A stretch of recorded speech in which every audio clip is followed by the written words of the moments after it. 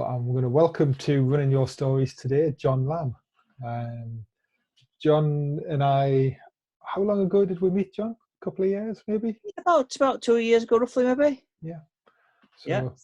Both live fairly close together, actually. Run same kind of area, bump into each other. And I've always offered words of encouragement each way, which I think is always a good foundation of a friendship. Indeed, it's worked well. Obviously, you're on a different level to myself, Kevin, but nevertheless, the fundamentals of running don't differ, and our enjoyment certainly of outdoors, I think, is a shared value. Yeah, and the thing that I've always admired about yourself, John, is the way you put a lot of effort into encouraging others and contribute a lot to the local running community here. With groups like the Trailblazers that you've set up out of Acre Street Runners.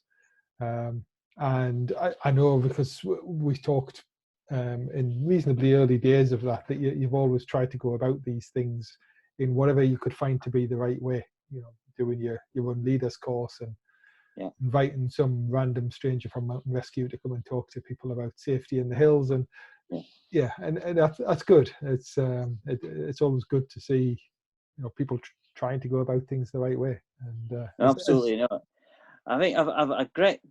There's nothing better than having the satisfaction about helping people, in particular, do things that they think they can't do, and then you're able to assist them through that process, and then see them doing those things for themselves. It's just priceless. It's priceless, and it's through Acre Street, I've been involved with the Zero to Hero program. We ran 2 Zero to Hero programs, which culminated in participants finishing parkrun. That was over a 9-week period, and the 5K finished with parkrun. And twice I crossed the line with participants doing their first ever 5K. And, for them that was like climbing Mount Everest. But seeing them go through that program, helping them, assisting them, and then to finish crossing the line, as I said, that feeling is just priceless. You can't put, and that's the beauty of getting involved and being able to facilitate these the things that I do, and so I enjoy it, and it's great.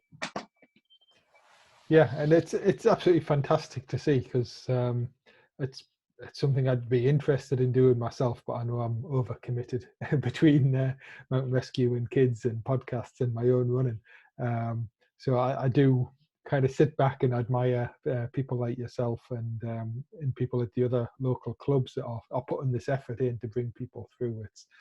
It's really admirable and it's fantastic to see. So I guess from the community we should say thanks, John, for doing this. It's really good. No, thanks, Kevin. But I think like everything in life, there is a balance, and particularly from my involvement, I do get sucked into things. For example, I probably haven't been off a committee in one sort of another for the past 23 years. So I'm always involved with things, but that I do have to occasionally you have to step back, and equally I've done that with Acre Street. I've come off the committee last year from Acre Street. That doesn't say that I'm not involved and assist. I still do the the Tuesday the speed sessions, which I do from a coaching. But there is you're right. You just, as much as I would want to assist and get involved, you're right. You have to balance things and against family life. But I do try and do as much as I can. Yeah, and it's that I think thoughtful approach to things is the reason why we're talking now and putting this podcast together, because what we've chatted about earlier today and about talking about is how we're coping with this lockdown situation. As I say, I've always seen you to be a very social runner. Groups of people usually chasing you around wherever you're running, and and I particularly remember, of course, coordinating a Trailblazers run to be running the opposite way down the Pennine Way when I was doing the spine too, and seeing you all cheering me on, which was absolutely brilliant. Yeah. And again, thanks for that. But it was good. It was good. It's good to see you.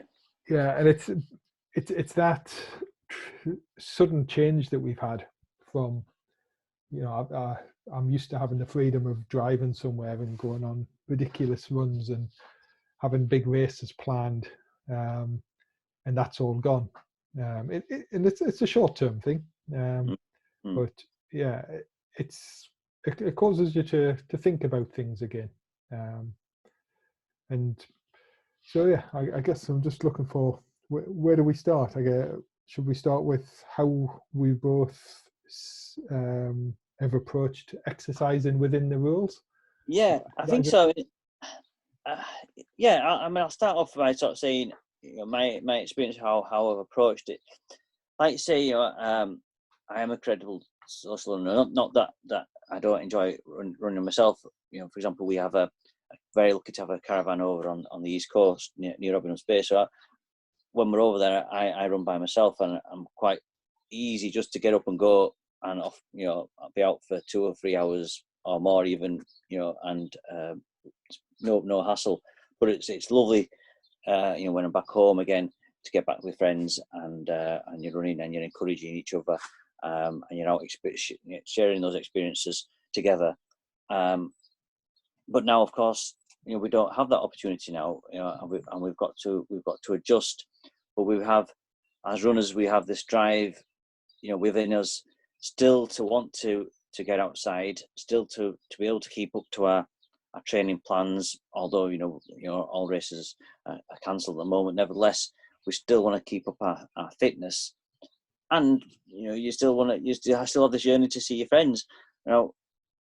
So for me, the keeping up the fitness was I had to really think about that, and I don't do a lot of mileage in a week. I do approximately, on average, about 25 miles a week, and maybe run 4 times a week.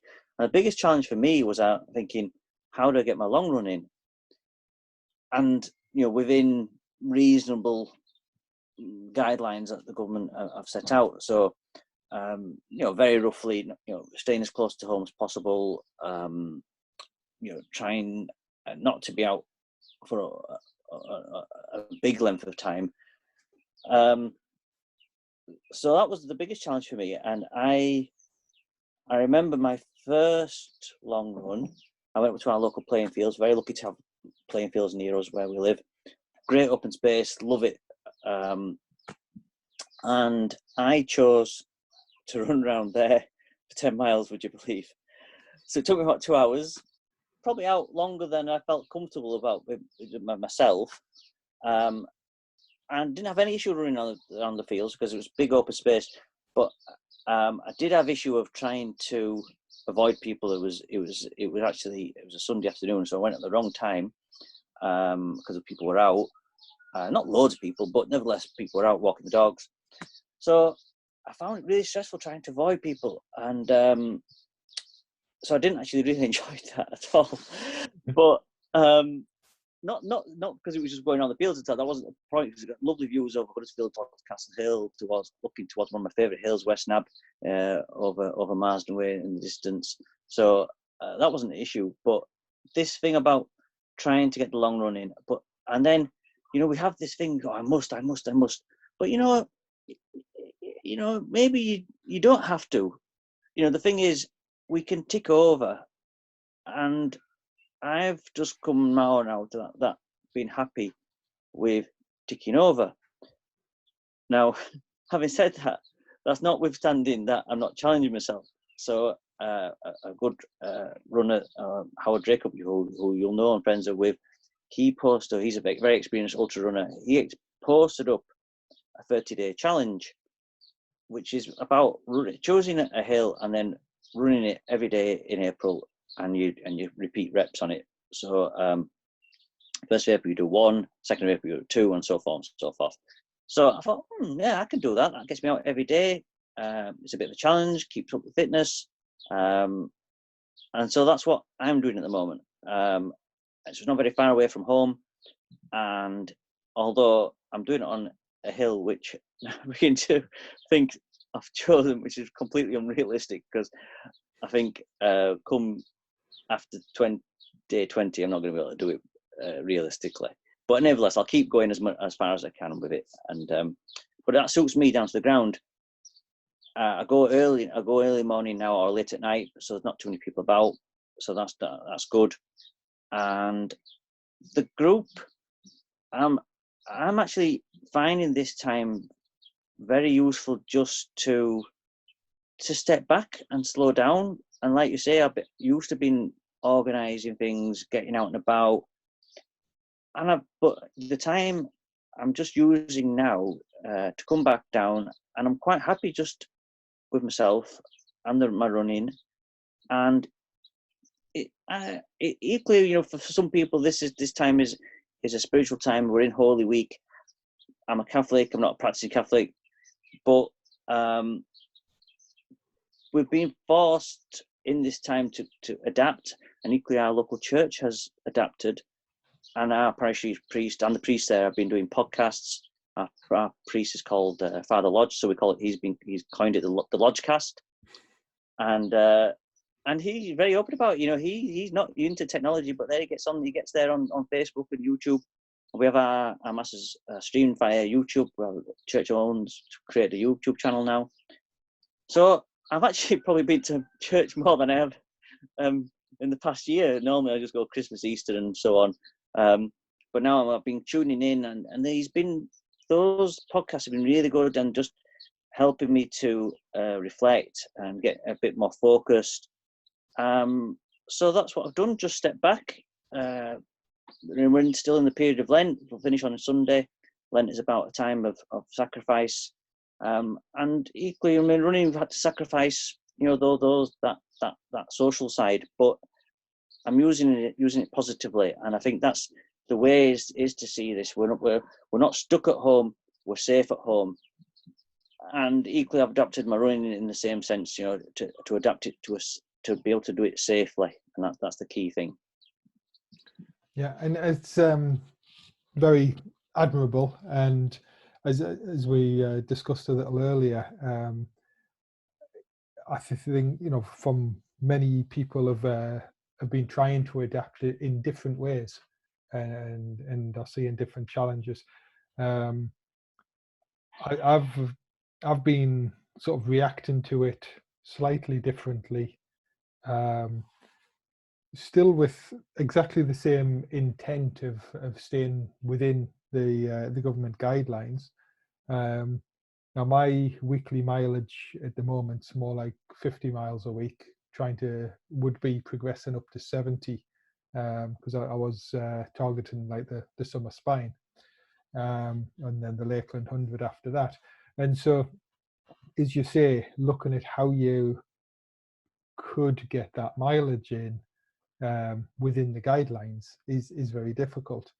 But one of the interesting things that I've found is that after the winter spine, when I was injured and DNF from that, my ramp up back into training, I got some really good advice from physio friends and podiatrist friends of mine, as well as from Simon Courtney, who I'm sure you'll know as well.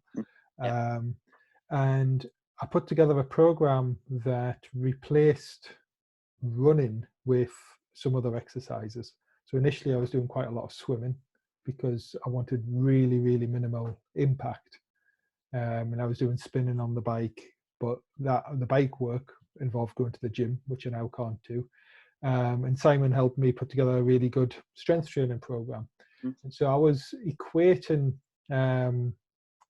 time or effort doing these other exercises to number of miles. And so I was roughly following a miles per week kind of program, but it wasn't all running. So one of the biggest things I've needed to adapt to is not having the gym available, which is I've again tried to approach it in a positive, you know, this is a a positive challenge of adapting, because one of the things that we get into with ultra running, of which I remember you have done at least one before, Yeah. and it's a lot about problem solving and working around whatever challenges are put in front of you. So I think in that sense, I've had some really good fun. My wife actually rescued a tire from a local stream on her walk, her sort of daily walk on Thursday. So I've now attached a rope to this tire and found a way to harness it onto my back, and sprinting along my street dragging a tire is a really good workout, and it really reduces the amount of time I need to be out for. Yeah. Yeah. I've built some steps in my garden, because I got a little bit of space, but no real steps, and that's a lot of my work is going uphill and downhill. So I built some steps out of some spare wood, and that was a good project with my son. Yeah. And I've got a big rubble bucket, which I put all these spare bags of sand in. It's now about 60 kilograms, so I can do deadlifts with it. And I put up a fingerboard in my house, so I can do pull-ups. Every time I come down the stairs, I do 2 pull-ups. Right. I've been doing that for about 10 days now, and it's going really well. So Yeah. I've seen those things in the way you describe as being, really positive, kind of what can I do about this. But one of the things I am finding, my problem solving mind then starts to try and think, how can I work around what the government's saying? And it's not to ever work against it or go against it, but at times I find myself trying to work around it. Because it's my brain's so used to seeing problems and looking for ways around them, and so what I've then been looking for is the sort of support from the community around us, the people we know, people like ourselves, where you can have a chat and say, I'm thinking of doing this. But what I've found is the same as many other people I've seen mentioning this, is that I think it's because people are somewhat stressed at the moment because of the sudden change. And I've found that people can really jump on things and be quite negative and aggressive and rant about things. And I'd really like to see a lot more tolerance and understanding. There's some things that people have done or clearly seem ridiculous. I think, like my dad told me an example he'd seen on the news, that a car with 2 guys was driving into the Lake District with a canoe on the Yes, I saw that. Yes, the yeah. police turned them round, and it looks like a very clear example of they shouldn't be doing that, but we still don't know their circumstances. They could be 2 junior doctors that have been working 40-hour shifts, and in their tired, sleep-deprived state decided, let's just get away from it and relax for a bit, and they've made a mistake of judgment. It could be, I have no idea. And yeah, it's what I've been trying not to do is rant about it myself, which I have seen people do. I know. So there's 2 things you pick on what you just said there. So the first one is go back to the strength and adapting. Now, I as a coach, you go, you're encouraged, to promote strength training, and whilst I say it, I'm a worst own enemy, because I never do any strength training. So so out of this, because we're fought, we have to adapt. So it's like I've for the first time actually started to do some strength work. Now it's not as extreme as yourself, but we have different situations. You're training for something very different and much more strenuous. But for example, I've started to do press ups. For the first time in absolutely years. Or simple things like planks and squats and all those type of things. Which we know all about. But well, so for myself, I've just put on the wayside because you concentrate on the running. But strength is so important. So And you know, you mentioned the tire. You're not the first one to use the tire. You'll probably know Shane Mooney, physio at Pro Sport, Yes. who did the Arctic Yukon Challenge. He did exactly the same. That was his, because he was having to pull the sled across the Arctic. So that's what he did. He got the tire and off he went with the tire. And I remember obviously going in and have seen the tire in his hallway, along with about 20 pairs of different types of shoes as well. But yeah, so that's not, you're spot on. We just have to change our way. And I know friends have been putting on virtual strength sessions. So you may know that Marsden Racers, they have a Saturday morning boot camp session. Yes, I've been to that a few times. It's good. Yeah, and you know the value of that. So that's now been done on via Facebook Live. So again, so members can tune in, still take advantage of those sessions. So you just have to adapt. But so that's so the strength forward is great. So we just got to keep up with that. And I think the second thing you point out there, this then looking for support and how this situation, we all have different opinions, but how we express those, I've seen what you're talking about as well very acutely on Facebook in particular. And I mentioned Lenten period for me. So throughout Lent, not solely, but certainly since we've gone into this lockdown type scenario, I've distanced myself from Facebook in particular, because I was noticing that there was a lot of negativity and on certain forums, and people's personal posts. People would jumping on posts and getting involved in a big sort of thread, which is completely unnecessary and energy zapping and time consuming and just unnecessary. So I've noticed it, but I haven't been getting involved primarily because I'm trying to just keep my mind clear. But it's disappointing to see at this time that people are going round in this sort of circle and getting sucked in. And I'm wondering, I've noticed on the street, when you do go for your daily exercising and you're sort of safe distance, people are much more friendly. And you're saying, "Oh, are you all right?" I mean, I'm talking to neighbours on here that I've never spoken to before, and I'm just we're just making sure we're each other okay.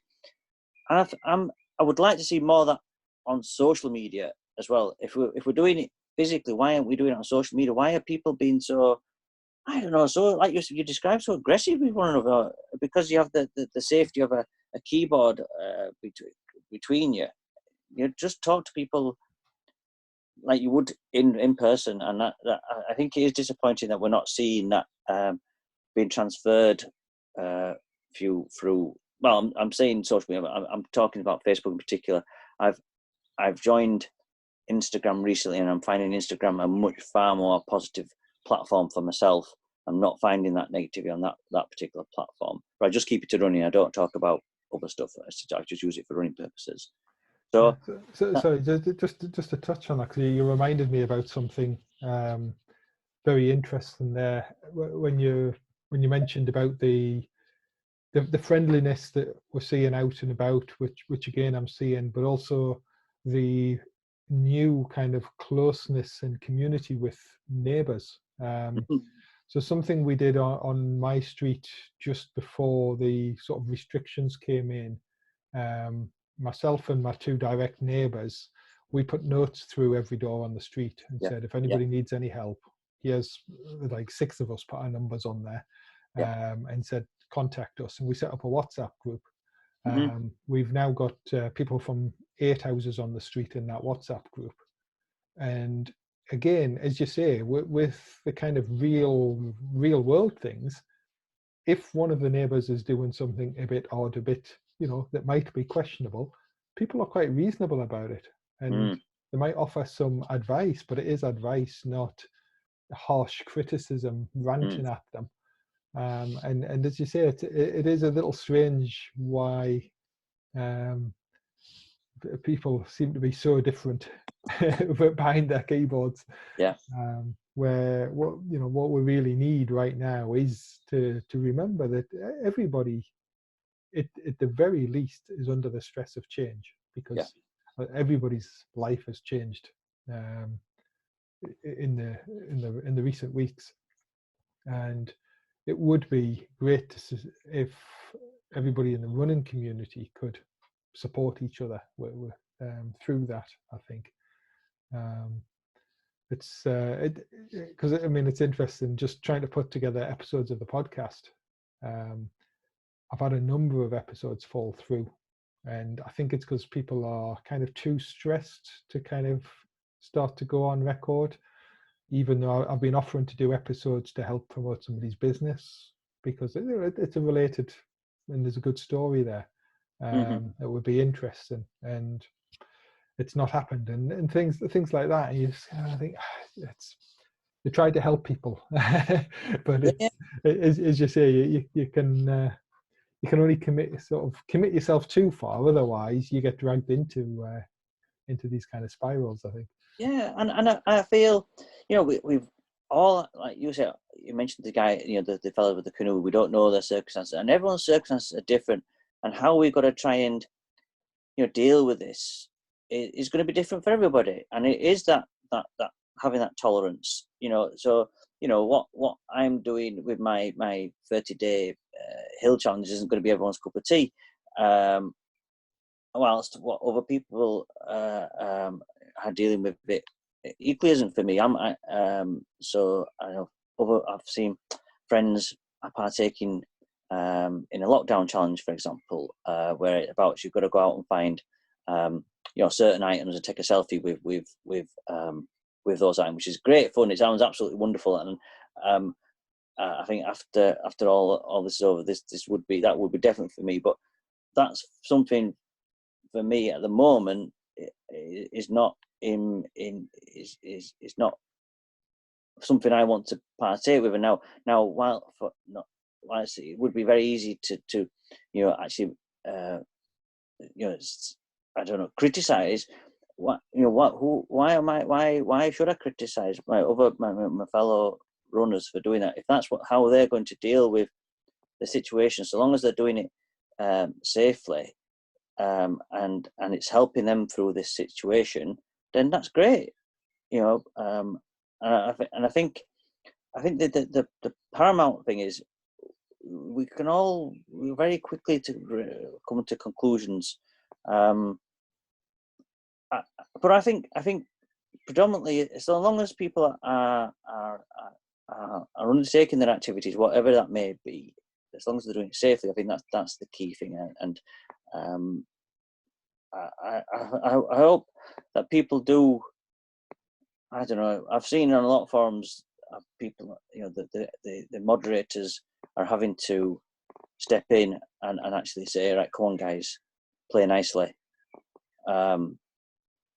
And that's the key. We want to play nicely, and we're not doing it physically together at the moment, but we will be after this, and that's we want to come back out of this positively altogether. And that's what I have in mind that we do when this is over, that we come out with a potentially in a better place than we were before in terms of actually relating and be more caring for one another. Yeah, definitely. And I think just one of the things to touch on there, and please remind me to come back to the caring for each other bit after this extra bit that I just wanted to add in, is doing things safely, as you say, is absolutely key at the moment. And I just wanted to kind of mention why, in some ways it's kind of a technical why it's so important to be safe out there. I obviously know about some of the details slightly behind the scenes, although it's all public knowledge, just because of my involvement with mountain rescue. So an example is under normal circumstances, If you're the most dangerous thing that any of us do is driving our cars. And that's we're far more likely to get into a road traffic accident than what we are to having break a leg running or cycling or something else. And the normal response to a road traffic accident, if it's a serious one, is that the Yorkshire Air Ambulance, fantastic charity, will be on the scene within minutes. The Yorkshire Air Ambulance is currently completely grounded. All staff are recalled to the NHS. There is no air ambulance. And then the next thing, or a bit more kind of closer to home for trail runners, is that mountain rescue teams would come out and help you. So currently in the Home Valley Mountain Rescue Team where I am, we've divided the team into two groups, and on any particular call out we'll send one group out, working on the basis that although we've got appropriate protection, appropriate PPE, and we've been doing training of how to use that correctly, we still can't guarantee that the entire group might not be exposed to something that might mean we have to all go into quarantine, in which case, if the entire team was there, the entire team would suddenly be offline. So if you were, let's say, up on Black Hill, and I've attended a number of incidents there, one of them quite recently, and a very serious one, where there's been accidents with people on Black Hill. What tends, the normal run of things is that you call for help, the air ambulance is dispatched, and the mountain rescue team at the same time, and we all go there together, because the air ambulance might get another priority, it might have an issue, so the mountain rescue team's backing them up, and we'll get there and help people, give them the help that they need. What would happen at the moment is no air ambulance, and the initial response would be probably less people. Now, obviously, as leaders of the team, if we see that something needs more people, we have, we can call in people from other teams and things. But it's the big reason why people are being asked to stay at home. There's a couple of sides to it. Well, one side is, don't go and spread this thing around from your local home area into the Lake District or into Wales or something like that. That's a good reason to stay at home. But also, the safety net that's usually there and it comes free of charge in this country, that is an absolutely fantastic safety net that we have. It is really like at skeleton level at the moment. It's still there. There still will be a response, but the emergency services are so stretched at the moment that you won't get the kind of response you would normally get. So we really all do have to, if we're going running, because that's what we're primarily talking about here, if I think, I'm quite capable of running for 12 hours, but at the end of 12 hours I'm going to be really on the edge, I'm going to be losing my navigation, I'm going to be it cannot be risked at the moment. And this is where things then get really complex, because as you were saying, that the fantastic people that work up to the first 5K, which is a huge achievement. If one of those people was going to go out and try and run for 30 minutes, that would be a big push. Whereas if you yourself go out and run for 2 hours, I'm sure you're not risking anything. And I think this is where a lot of kind of confusion comes in, and people misunderstanding what other people are doing, because we're all at such vastly different levels. The key, as you said earlier, is to be safe. You need to be safe out there. And I think with like my own thinking, personally, I think I'd be perfectly safe to go out and run for 6 or 8 hours. But what I've also come to the realization of is that might then encourage other people to go and do something similar. And actually, because of mountain rescue and things, and I'm not a great influencer, you know, I don't have a million followers, but I'm something of an influencer, and therefore I've got a responsibility to kind of make sure my own activities are a bit more in line with the norm, I would say. Yeah, yeah. And I think you're absolutely right, Kevin. You know, we've all got that responsibility, and you know, we are in a very critical situation here. You know, and you know, when you know people who are being affected about and you know have relatives and family who are dying and have died. You know, this is how serious this is. So for us, you know, just trying to adapt. Um, you know, the hills are always going to be there. We'll be able to get back out onto them. You know, but we need to get through this to ensure that so we can get back out on them to enjoy it. So just adapting our pattern, you know, for some couple of months, all being well. It's a small sacrifice to make in the long run, and you've just got to think about the so when even if you're going out for those small runs, just thinking, okay, well, how do I minimize the risk? Where can I go where I'm not going to come into contact for risk of not passing virus on and not receiving the vaccine? So choosing routes where are less likely to bump into people, and equally you talk about the the response times. For mountain rescue, you and I are trail runners. We're going places where potentially you could take a fall and you could twist an ankle. So I've particularly been thinking about that, and not sometimes I might even go local, but even just going to Longwood Edge and going up Longwood Tower, down across, there's a bit craggy going down the woods there. Could take a fall. It's going to be difficult, and you're putting extra, like you say, you could be potentially putting pressure on services when they don't need that pressure at the moment. So I've particularly been thinking about routes, and that's why I went up chose the playing fields. For me, that was big open space, very very low risk, can avoid people. So it's just changing our habits, and I think, like you say, we don't know everyone's situation, but we are different fitness levels, aren't we?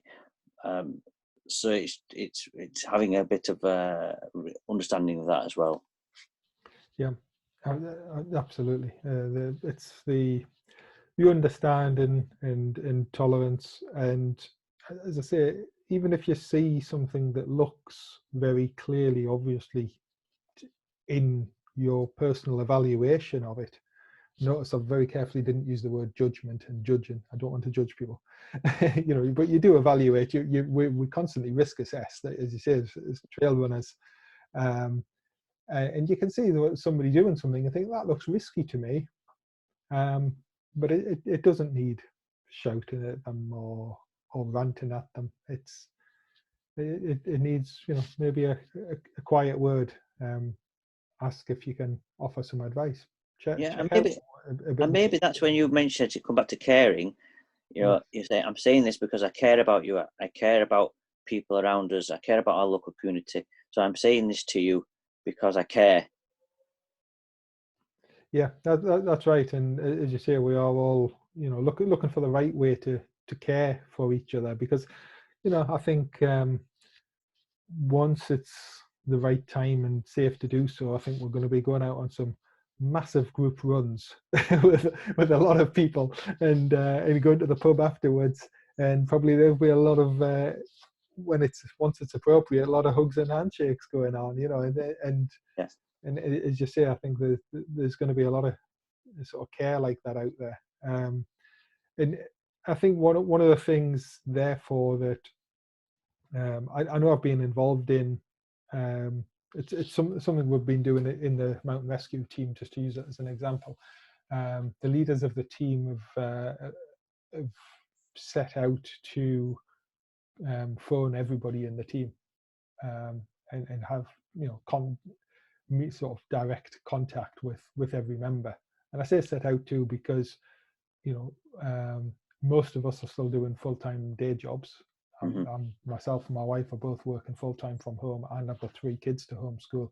So it's, although I know some people are in very tough circumstances, being out of work and then have time on their hands, which is a real double-edged sword. Whereas I'm in the enviable position of well, in the house, we've still got 2 full incomes coming in, but actually it means we don't have time on our hands. But trying to still make contact with people, and I think for me it's so important that it's one-to-one contact, it's direct contact.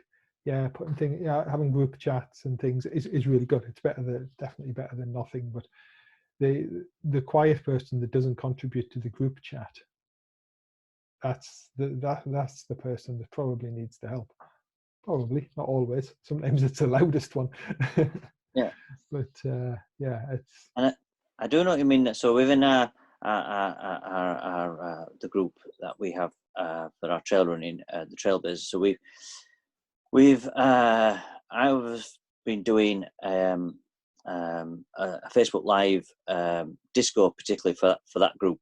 So here in the bottom of the study down here, we've set up the little disco and the speaker and the lights and the glitter ball. And I'll show you the glitter ball. I don't know if you can see that. Can you see that glitter ball up there? I don't know. Can you? No, we're just seeing all your lovely stuff. Oh no, going the other way. Going the other way. Oh yeah, I can't show you, but anyway. Just saw the glitter ball in the corner there, was you? Anyway, so I set over down here and did the Facebook Live disco, which was actually really good fun. And so we're only communicating with with the comments, but it was really good fun. I just did it for an hour, and it was a good laugh. Now I haven't done it for a couple of weeks, only because I've been sort of preparing for Easter, so I had just mentally, having a little time out. But Easter Sunday we're back with a bang on Easter Sunday, and that they've been good fun. But in the meantime, been keeping in touch with certain of the group members, and what I found is, whereas you might talk to them on the phone ordinarily, I found the video chat so valuable. Yeah. And I've actually done that more now. So it might be FaceTime, it might be Messenger or WhatsApp, whatever. But actually, that face-to-face, I think, has been very important for the members who aren't dealing with it that well, and do need more social interaction. So that I found that if you are going to call someone, I found that try and call them with a face chat. It's been really helpful. Yeah, definitely. And because that's something, again, been doing through Mountain Rescue. One of the other things that I've been doing with Staying and Lions, in fact, and Mountain Rescue, and with both, some of the time I've been booked up every night of the week with virtual quizzes. That works very well. Yeah. I've not actually made it to the Marsden Racers one yet, but I've been doing a couple of other ones. What I would say is, if you go down the line of virtual quizzes, there's an app on the phone you can use for answering the questions, and it's by far the best. I've done other quizzes where it's all been sort of show your answers on your piece of paper afterwards kind of thing. It's not quite as, it's less technical, but it's the virtual quizzes are good fun as well. Yeah. We might have to see if we can get some inter-club rivalry going on with some virtual quizzes or something. You never know. Yeah. Yeah. As you say, trying to sort of keep in touch with all these things. So just before we go too far, one of the things that we always like to do on Running Your Stories is just get a bit of background when we've got a new runner on, like yourself, John. Do you want to just give us the potted history of your running? Well, I suppose that goes back to my late teens. So I've always sort of been around sport. My dad was a member of local athletics club, Longwood Harriers. Now, he wasn't a runner; he was actually a hammer thrower. But nevertheless, sort of, was in that sort of scene, going to meets. And then whilst I wasn't a member of Longwood Harriers, I did get running with two of the Bamforth brothers, Keith and Donald, who anyone from Home Firth veterans will remember fondly. they were big runners locally, and really good runners. And they, one of them had a butcher's in Marsh where I used to live. So I used to go out with them, and they really pushed me on. There's no doubt about it. Yeah, it was a quick learning curve into running. You keep up or you got left behind, and that was that. And going up cow rakes again was fun. But yeah, so that really got me into fell running as well early on. I did went over to Clemore and loved it, absolutely loved it. And so that was sort of introduction, got me going. And I actually did my first marathon when I was 18. I did very fortunate to have a German exchange family, which I've still got that connection with.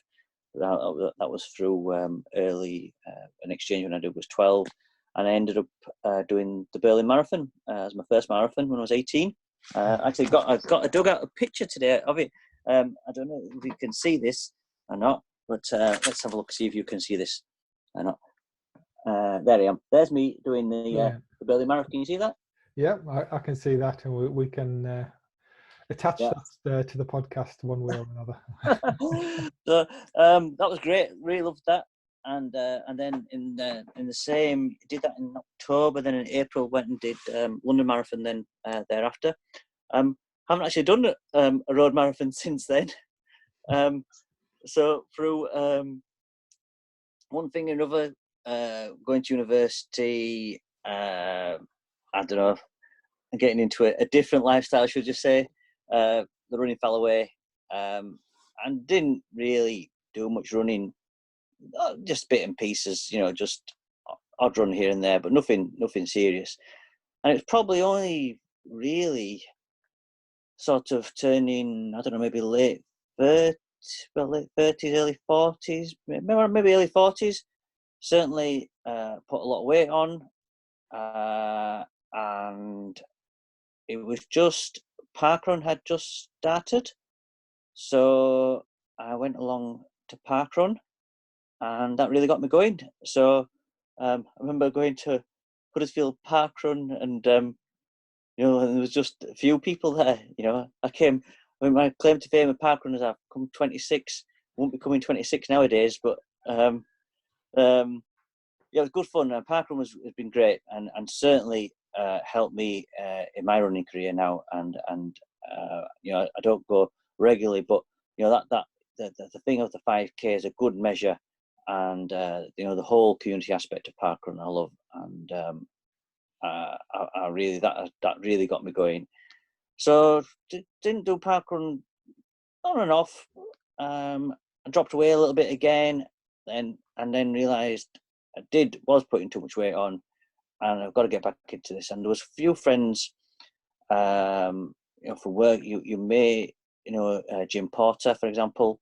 He runs with HD3, and he was on me. He said, "Oh, you should go to Acre Street. You should go to Acre Street." And for about 6 months, I put off going to Acre Street, and then finally I went, and that was about maybe three years ago, and that's been the saviour for me in sense of fitness and getting fit, and equally opened a whole new world of running for me, and the friendships. And getting to know people like yourselves, and it's a knock-on effect once you start getting into it. It's been immense, and so being able to started with, say park runs, then building up to 10K road runs. Was never really. I've never been that bothered to go for a road marathon again, because I increasingly have become interested in trail running and absolutely love trail running. I've always been into the outdoors. Went right through Scouts, from Cubs, Scouts, Venture Scouts, did my Queen Scout Award.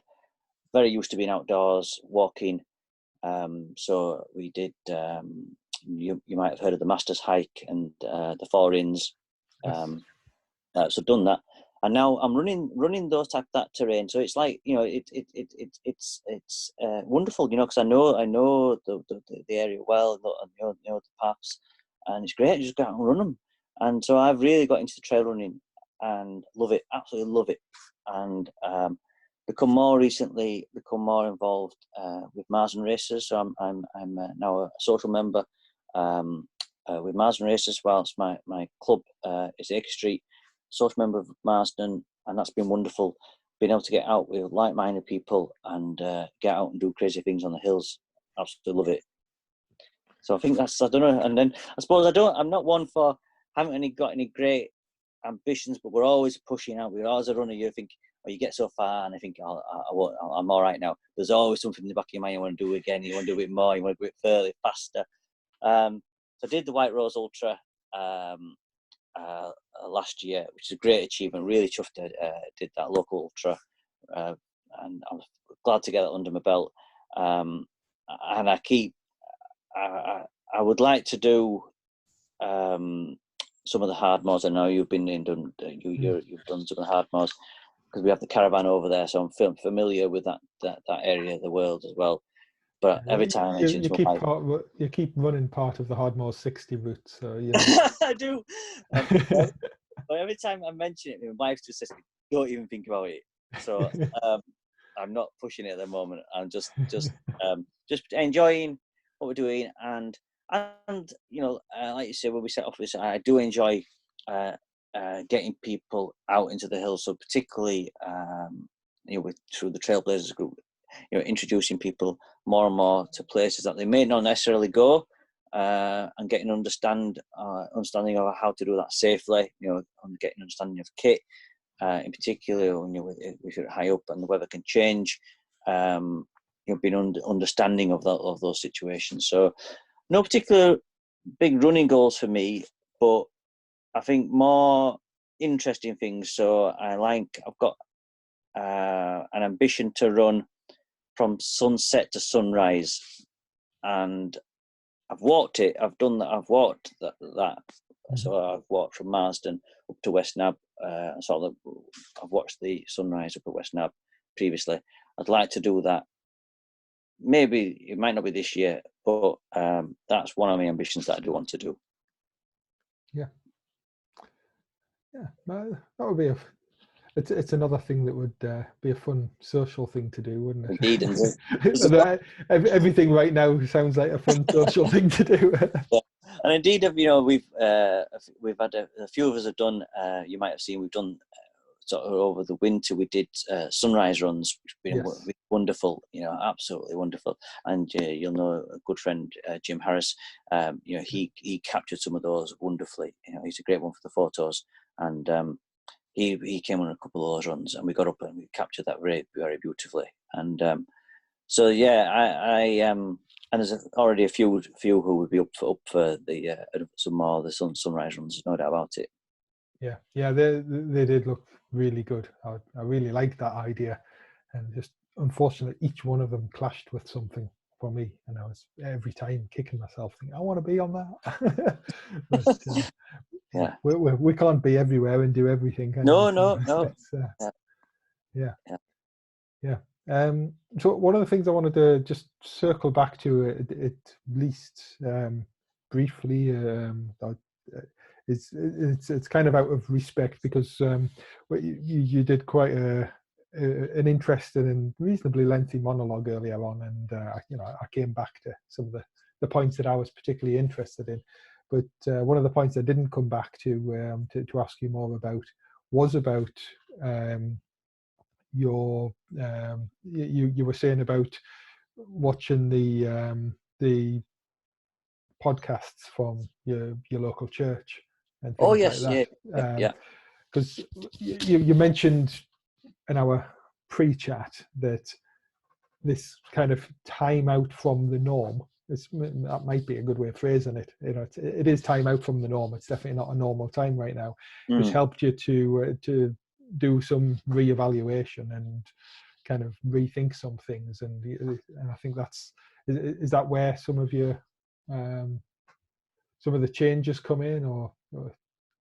I think, I mean, those I think in my running goals, I'm always thinking, I'm probably thinking less about those running goals now. Yes. And actually, I'm using this a slow time. A lot of people are talking about this as slow time. and it's actually probably it's slowing down. So I'm not actually thinking about what's after this. The main thing is to come through this, and it is one day at a time. We are all at risk, until this has passed. I feel we need to just focus on the here and now, and which is a good maxim in any case, Yes. because my mum is particularly spiritual, and she keeps singing that song to me, "One day at a time, sweet Jesus." And that's the way I'm looking at the moment. And getting up and going out for the run in the morning, thinking, yeah, we're here to another day, make the most of it. And so from terms of the running goals and the aspirations, and thinking, oh yeah, I can do that when it all comes back. It hasn't been so much of a focus. It's decreased, if anything. We talked about the strength, and I'm just thinking about, okay, I'm enjoying this now. Finally doing some strength work that I've never done before, and just reevaluating in that sense. The time out is probably I've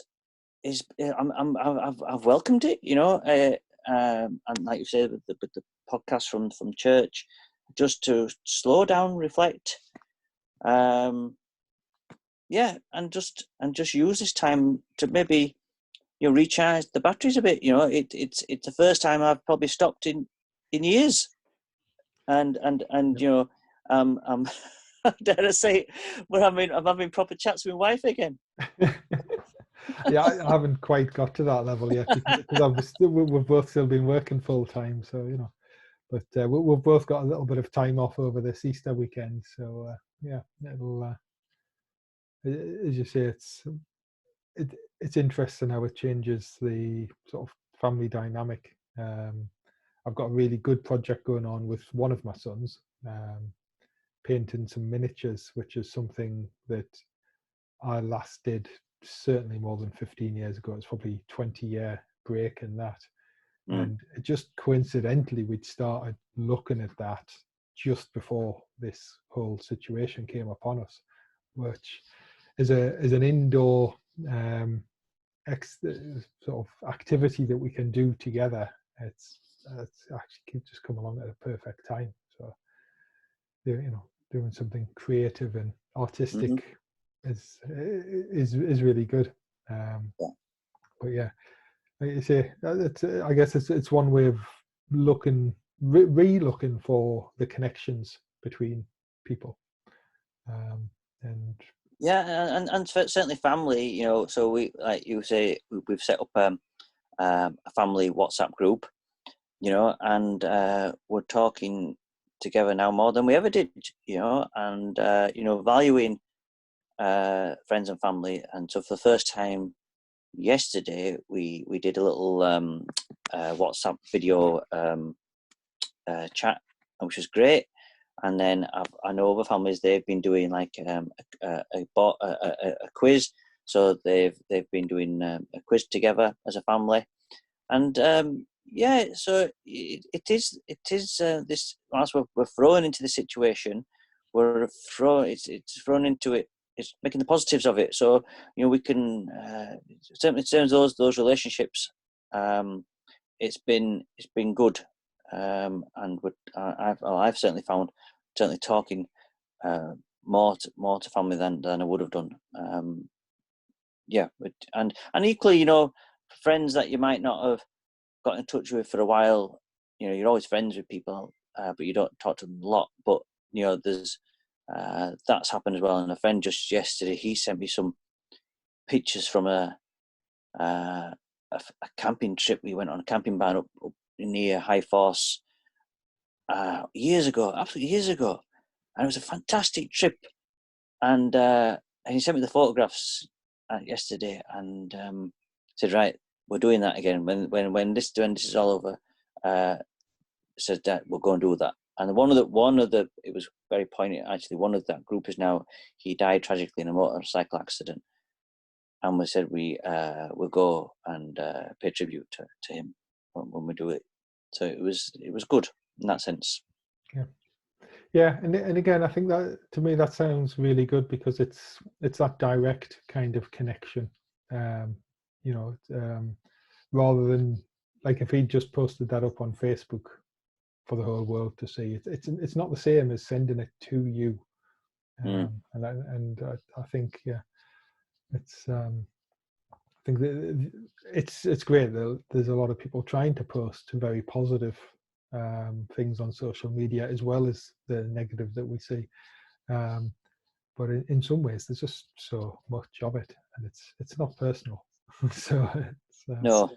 so yeah, I think that's definitely one of the things for me, as you say. It's those connections with people. I guess an example of that was a friend's birthday earlier in the week. I don't even remember which day. It might have been last Sunday. And so when I went out for my run, I dropped a birthday card through the door. You know, it's personal touch. Yeah. And it's just as something coming to mind now. So I'm doing this 30-day hill challenge. So I've chosen Edge Terrace, which is close to me, only less than a mile away. And but however, good friends, which you'll know, Ian and Angela Rafferty, they live at the bottom of Edge Terrace. Yes. In the house there, and it's been lovely. It's actually been lovely to see them. And then Ian takes great photographs, and then he actually captured me going up the hill by myself, and he did a time lapse as well. And he's done a funny little time lapse video of me speeding up the hill, which I wish I was, but but again, and that's been nice. He's captured those moments, and it's been lovely seeing them in between as well. And those are like you say, those are personal things as well. Yeah. So yeah, I'm just kind of thinking of sort of how to summarize some of what we've been talking about. Is seems to be the exercise within the rules, but rethinking it rather than trying to. I think part of what I've been doing up to a point is trying to continue what I was doing and squeeze it into the new set of rules. Whereas actually, I think we need to let go a bit of what we were doing this is the current circumstances. So let's exactly as you say, make the best of that, and let's be tolerant and understanding to each other, and have this personal connection, which I think is really important. Yeah. So one last thing that I'd like to mention, and then I'd very much like to see if there's anything else that you'd like to mention, is because of the circumstances we're in and the time that it is, I would like to just make sure it goes out on the podcast of saying a big thank you to all the key workers and all those the people that are going out every day, putting themselves and their families at risk. So I think it's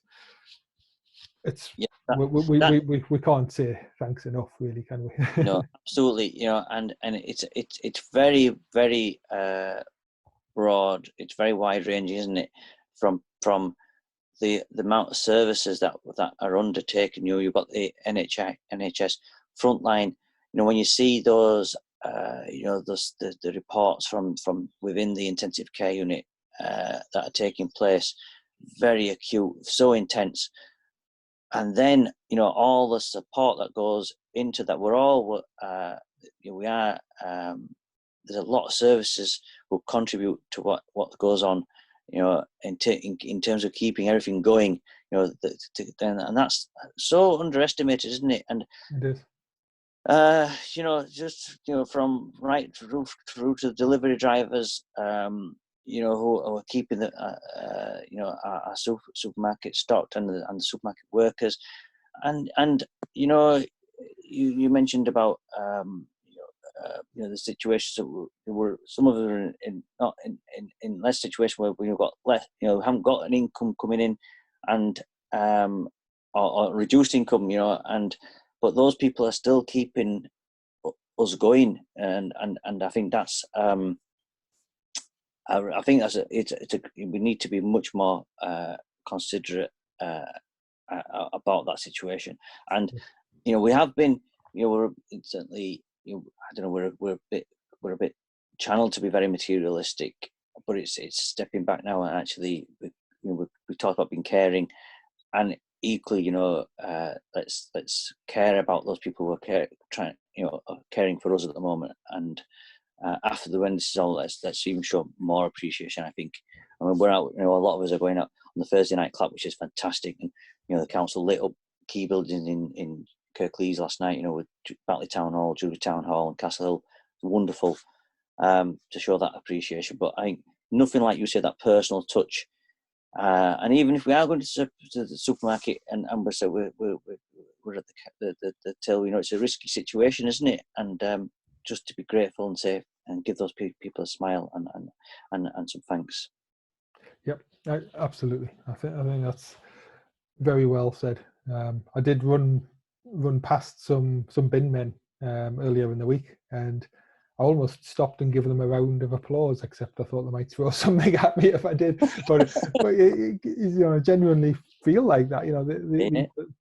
These people are still going out there and doing things. I'm exceptionally lucky that I work from home anyway, and so far the business that I work for is not directly affected. It's a very rare circumstance, and very lucky to be in that situation. So, but really do appreciate what a lot of people are going through and doing for us, for themselves, for our sort of society.